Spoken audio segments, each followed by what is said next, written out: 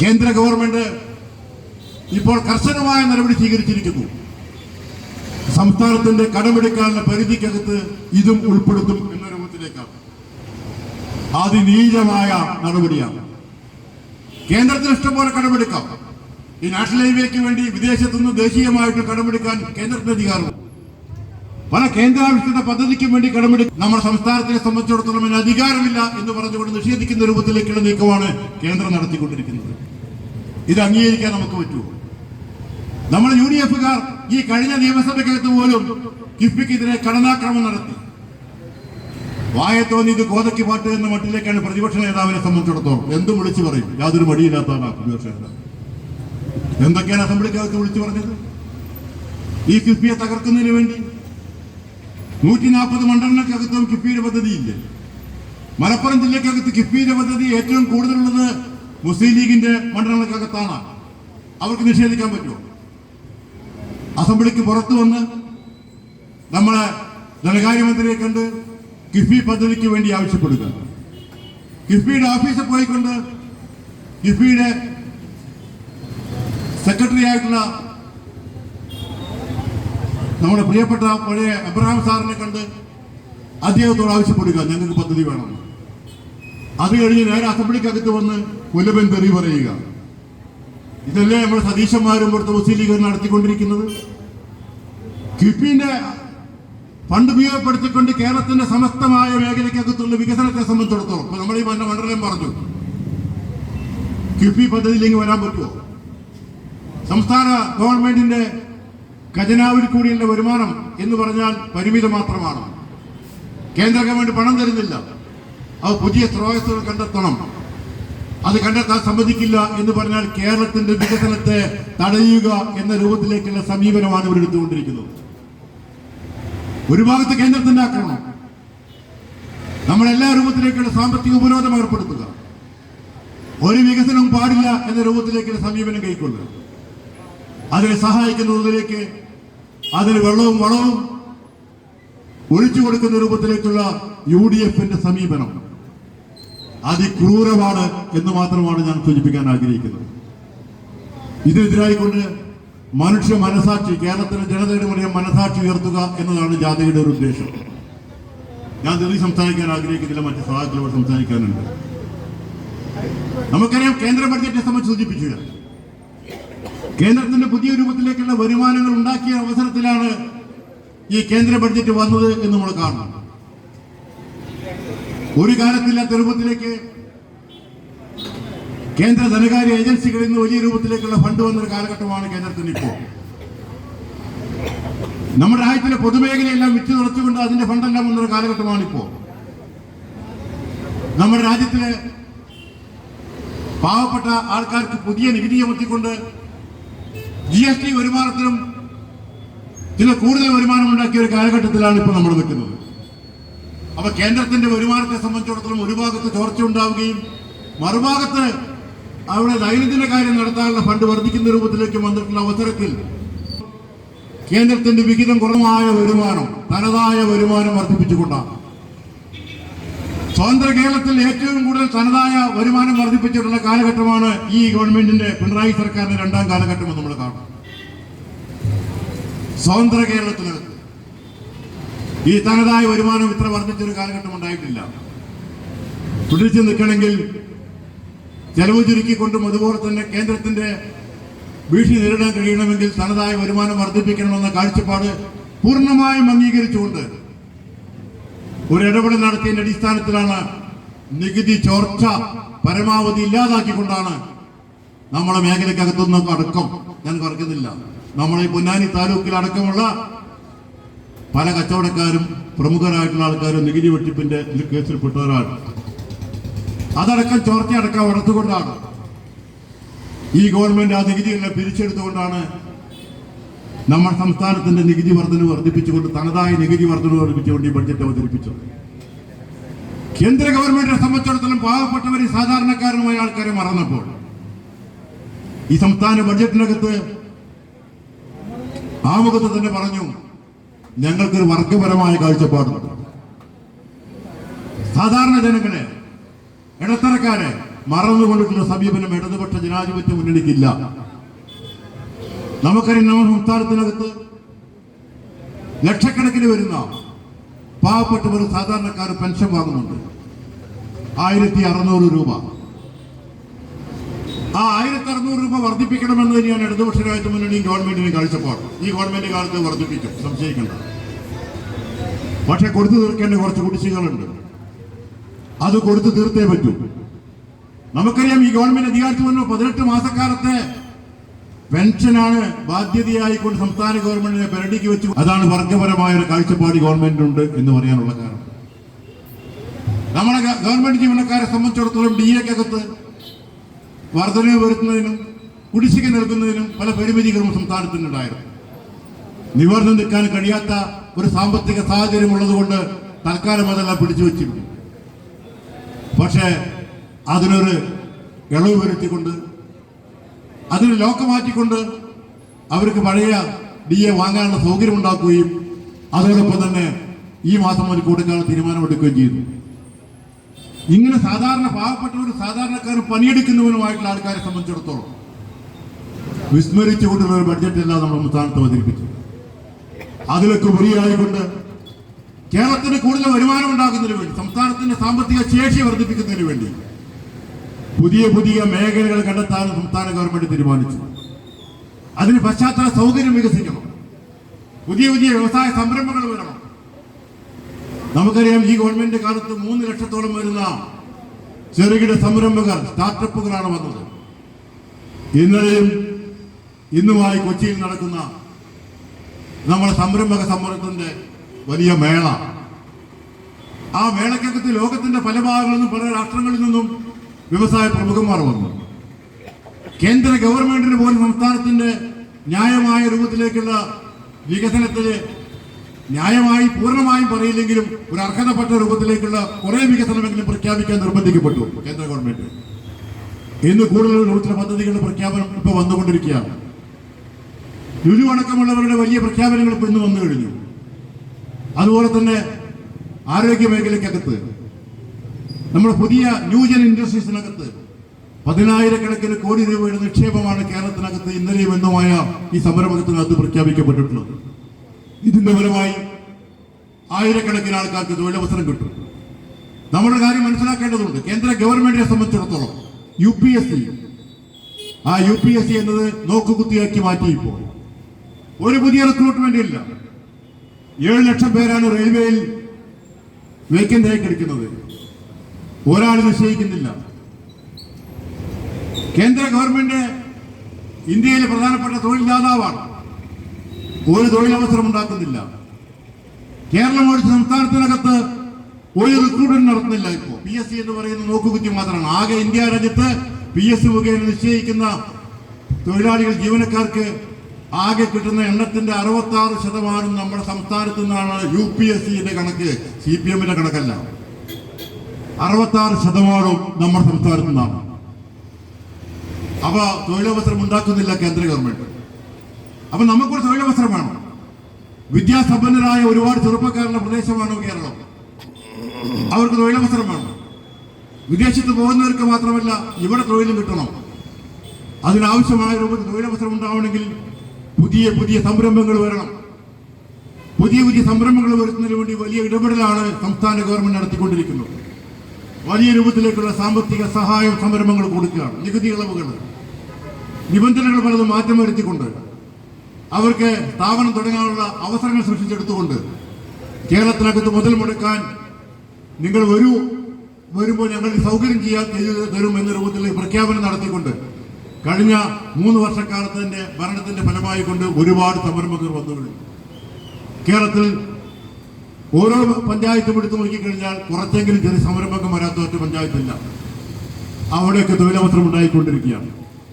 അങ്ങനെ കേരളത്തിന്റെ പുതിയ വരുമാനം ഉണ്ടാക്കുന്നത് അവർക്കൊക്കെ പുതിയ രൂപത്തിലേക്ക് അവിടെ തൊഴിൽ കിട്ടുമ്പോൾ നമ്മുടെ മാർക്കറ്റിനകത്താണ് ചിലവാക്കുക. നമ്മുടെ മാർക്കറ്റിൽ ചിലവാക്കി കഴിഞ്ഞാൽ അത്തരം ഉൽപ്പന്നങ്ങൾ ഉണ്ടാവാനുള്ള സൗകര്യം ഉണ്ടാവും. ആ ഉൽപ്പന്നങ്ങൾ വിറ്റഴിച്ചു കഴിഞ്ഞാൽ പുതിയ രൂപത്തിലേക്ക് വീണ്ടും മാർക്കറ്റ് വിപുലപ്പെടുത്തും. അങ്ങനെ കേരളം ആകെ വികസിക്കുന്ന തോതിലേക്ക് എത്തും എന്ന കാര്യം നമുക്ക് സംശയമില്ല. കേരളത്തിന്റെ പശ്ചാത്തല സൗകര്യം ഏതാനും മാസങ്ങൾ കൊണ്ട് തന്നെ വലിയ രൂപത്തിലേക്കുള്ള മാറ്റം വരികയാണ്. നമ്മൾ നാഷണൽ ഹൈവേന്റെ പണി ഈ ഡിസംബർ മാസത്തോടുകൂടി പൂർത്തീകരിക്കപ്പെടും. നമ്മുടെ മലയോര മേഖല, നമ്മുടെ തീരദേശ മേഖല, അതുപോലെ തന്നെ ജലഗതാഗത മേഖല, ഇത് മൂന്നും വികസിപ്പിക്കുന്നതിന് വേണ്ടിയുള്ള പദ്ധതികൾ നമ്മൾ ഈ ഗവൺമെന്റ് ബഡ്ജറ്റിനകത്തുണ്ട്. അങ്ങനെ തൊഴിലവസരം വർദ്ധിപ്പിക്കുക, രാജ്യത്തിന്റെ സമ്പത്ത് വർദ്ധിപ്പിക്കുക എന്ന രൂപത്തിലേക്കുള്ള നീക്കമാണ്. നമ്മുടെ മണ്ഡലത്തിനകത്തും ഒരുപാട് വികസനത്തിന്റെ കുതിപ്പുകൾ നടന്നുകൊണ്ടിരിക്കുന്ന ഒരു അവസരത്തിലാണ് നമ്മുടെ യാഥാർത്ഥ്യം നമുക്കറിയാം. സംസ്ഥാന ഗവൺമെന്റിന്റെ ഏകദേശം 12 കോടി രൂപ ബഡ്ജറ്റിനകത്ത് പ്രഖ്യാപിച്ചു കഴിഞ്ഞ സംഗതിയുണ്ട്. നമുക്ക് ഓൺഗോയിങ് ആയിട്ടുള്ള പ്രൊജക്ടുകൾ, പുതുതായി വന്ന പ്രൊജക്ടുകൾ, വകുപ്പുകളുടെ പ്രൊജക്ടുകൾ അടക്കം 100ഓളം കോടി രൂപയുടെ പദ്ധതികളാണ് നമ്മുടെ ഈ മണ്ഡലത്തിനകത്ത് പ്രവർത്തനത്തിലേക്ക് വരാൻ പോകുന്നത്. അതിനു പുറമെ സ്വകാര്യ മേഖല പങ്കാളിത്തത്തോടു കൂടിയുള്ള വലിയ പദ്ധതികളും വരും നാളുകൾക്കകത്ത് വരും. ഈ 28-ാം തീയതി പൊന്നാനി പോർട്ട് വരുന്നതിന് വേണ്ടിയിട്ടുള്ള ഇൻവെസ്റ്റർമാരുടെ മീറ്റ് നടക്കുകയാണ്. ഒരുപാട് പേര് ഇതിൽ പങ്കെടുക്കുന്നുണ്ട്. കേരളത്തിന് പുറത്തുള്ള പ്രഗത്ഭരായ നമ്മുടെ പോർട്ട് നിർമ്മാതാക്കളായിട്ടുള്ള പലരും ആ യോഗത്തിലേക്ക് വരും. അതുപോലെ മനോഹരമായ ഒരു ബീച്ച് വളരെ വൈകാതെ തന്നെ പൊന്നാനിക്കകത്ത് വരും.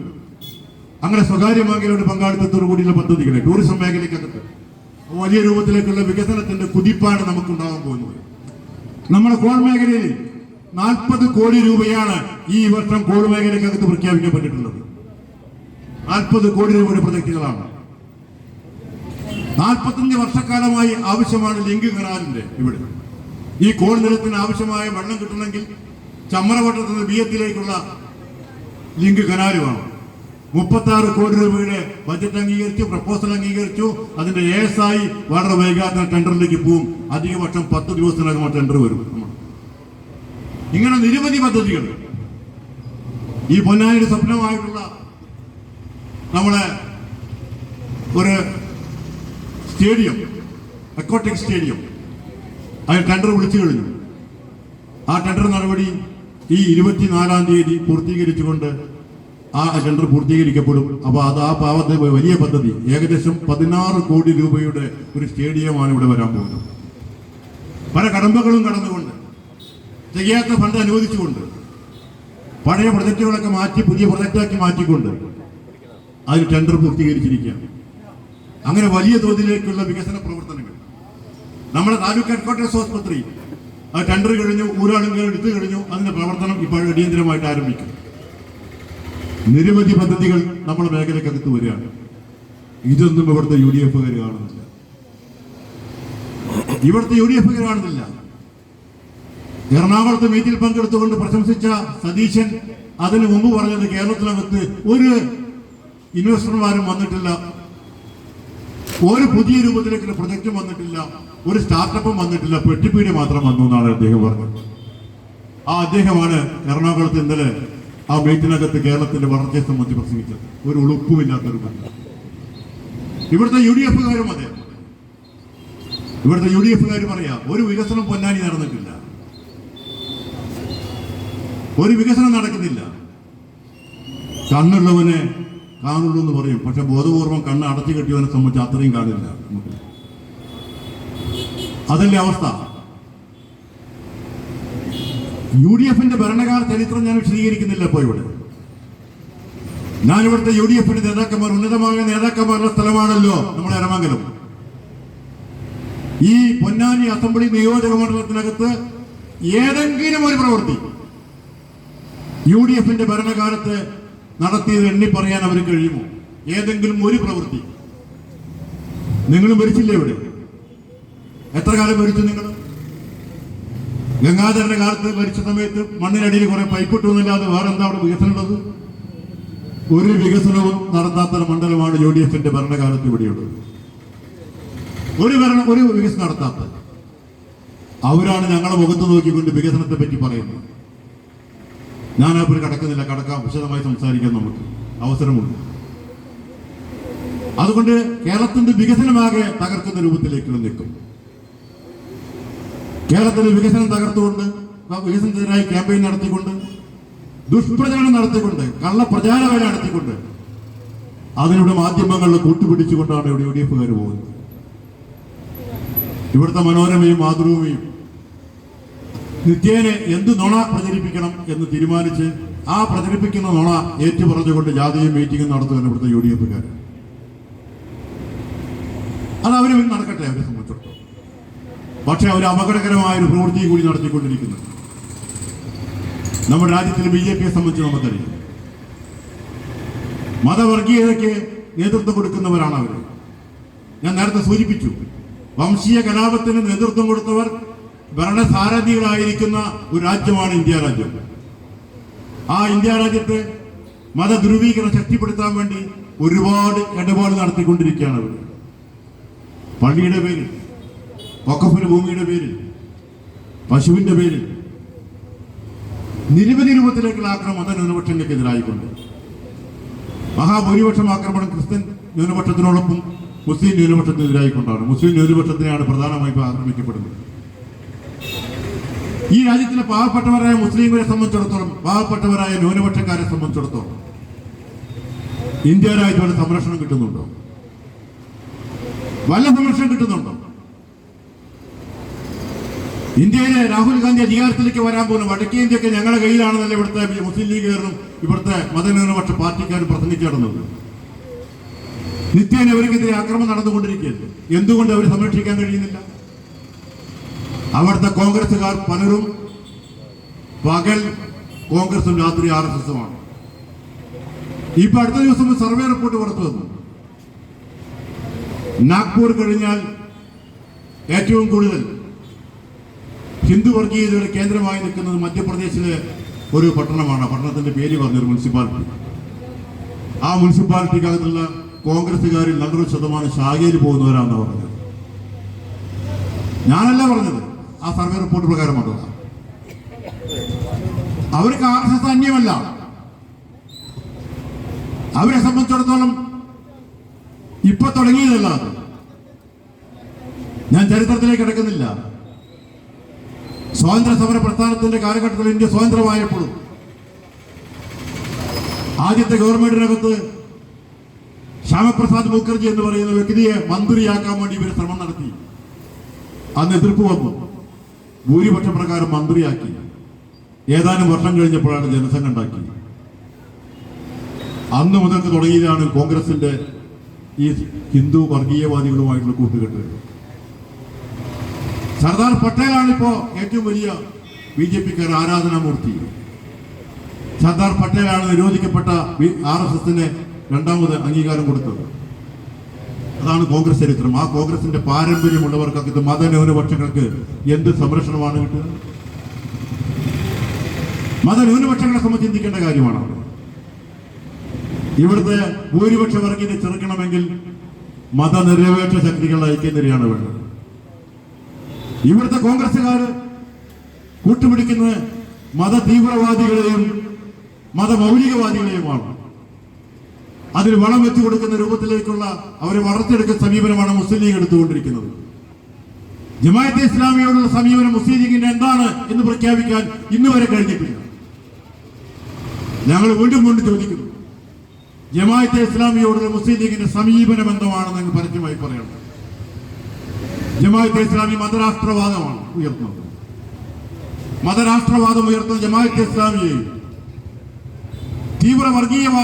തീവ്രവാദവും നടത്തുന്ന SDP-യെ കൂട്ടുപിടിച്ചുകൊണ്ടാണ് ഇന്ന് ഇവിടുത്തെ UDF പ്രവർത്തിച്ചുകൊണ്ടിരിക്കുന്നത്. തീക്കൊള്ളി കൊണ്ട് തലചൊറിയലാണ് എന്ന് പറയാൻ ഞങ്ങൾ ആഗ്രഹിക്കുകയാണ്. അത് അപകടത്തിലേക്കുള്ള പോക്കാണ്. പാലക്കാട് ഞങ്ങൾ ജയിച്ചപ്പോൾ ആദ്യം ജാഥ നടത്തിയത് വിക്ടോറിയ കോളേജിന് മുമ്പ് തൊട്ട് KSRTC ബസ് സ്റ്റാൻഡ് വരെ, പാലക്കാട് ബസ് സ്റ്റാൻഡിൽ പ്രകടനം നടത്തിയത് SDP-ക്കാരാണ്. ആദ്യമായിട്ട് അവർക്ക് അഭിവാദ്യം അർപ്പിക്കുകയാണ് അവർ തന്നെ ഷാഫി കൂട്ടറും കോൺഗ്രസുകാരും ചെയ്തത്. ഈ അപകടകരമായ ഒരു അവസ്ഥ ഞങ്ങൾ ചൂണ്ടിക്കാണിക്കാനായിരുന്നു. ഒരു ഭാഗത്ത് നമ്മുടെ സമ്പദ്ഘടന ആകെ തന്നെ കോർപ്പറേറ്റുകൾക്ക് ഏൽപ്പിച്ചു കൊടുക്കുക, മറുവശത്താണെങ്കിൽ രാജ്യത്ത് വർഗീയ ധ്രുവീകരണം വരുത്തുക. ആ BJP-ക്ക് വെള്ളവും വളവും വെച്ചു കൊടുക്കുന്ന രൂപത്തിലേക്കുള്ള നീക്കമാണ് കോൺഗ്രസ് എടുത്തുകൊണ്ടിരിക്കുന്നത്. അവരെ സഹായിക്കുന്ന രൂപ സമീപനമാണ് മുസ്ലിം ലീഗ് എടുത്തുകൊണ്ടിരിക്കുന്നത്. UDF-ന്റെ ഈ അപകടകരമായ രാഷ്ട്രീയം ജനങ്ങൾക്ക് ബോധ്യപ്പെടുത്തുക എന്നതുകൂടി ജാതിയുടെ ഉദ്ദേശമാണ്. ഇത്തരം ഉദ്ദേശത്തോടുകൂടി ഇവിടെ നടത്തിയിട്ടുള്ള ഈ കാഞ്ഞട പ്രചരണ ജാഥ ഞാൻ നേരത്തെ സൂചിപ്പിച്ച പോലെ ഈ പ്രകൃതി നമുക്ക് എതിരാണ്. 11 മണി മുതൽ സഹിക്കാൻ വയ്യാത്ത ചൂടാണ്. രാവിലെ തന്നെ ചൂട് തുടങ്ങും, വൈകുന്നേരം ചൂട് അവസാനിക്കില്ല. ആ സമയത്തും ഈ പൊള്ളുന്ന വെയിലത്തും ഈ ജാഥ നടത്തിക്കൊണ്ട് ഇത്തരം സന്ദേശങ്ങൾ ജനങ്ങളിലേക്ക് എത്തിക്കാൻ നേതൃത്വം കൊടുത്തിട്ടുള്ള കമ്മ്യൂണിസ്റ്റ് പാർട്ടിയുടെ നമ്മുടെ മേഖലക്കകത്തുള്ള നേതാക്കന്മാരും അതിൽ പങ്കെടുത്തുള്ള മുഴുവൻ സഖാക്കളെയും അഭിവാദ്യം ചെയ്തുകൊണ്ട് ഞാൻ അവസാനിപ്പിക്കുന്നു. നന്ദി, നമസ്കാരം. സമാപന പൊതുയോഗത്തെ